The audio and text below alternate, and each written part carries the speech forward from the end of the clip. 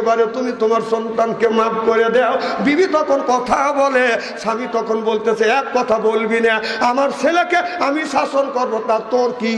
কথা বলবেন না? তার বাপ বলতেছে আমার ছেলে আমি শাসন করব, তোর কি? তুই চুপ থাক। এরা কে বললো? বাবা।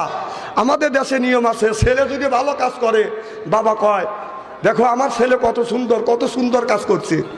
আর যদি ছেলে অন্যায় করে বাপ দেখা দেখ তোর ছেলে কি করছে, মা কয় কথা তোর না কে না, তখন ওনার ছেলে না, তখন ওর ছেলে।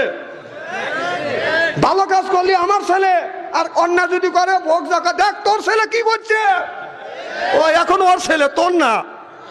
ভালো হলি নিজের ছেলে, আর ছেলে যদি অন্যায় করে মাক জাকা তোর ছেলে। কথা হিসেব করে মাপিয়ে কয় কথা কি? আল্লাহ তো ভরসাই। কথা কি খারাপ লাগতেছে নাকি?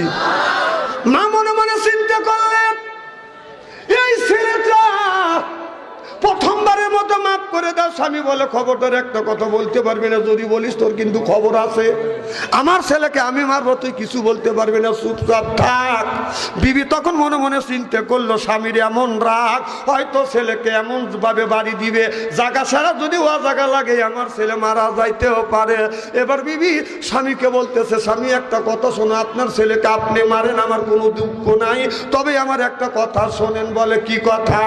বিবি বলে স্বামী এই যে ছেলেটা জন্ম দিছি, দুইজন মিলেই তো জন্ম দিছে, এই ছেলেটা তোমারও যতটুকু অধিকার আমারও ততটুকু অধিকার।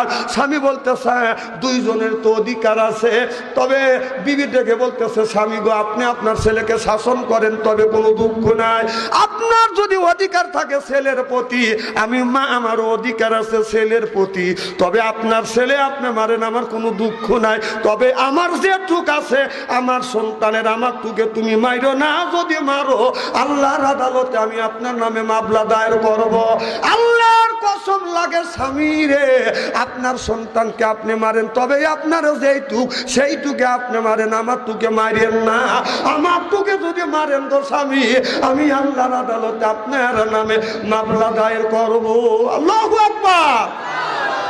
স্বামী অমনি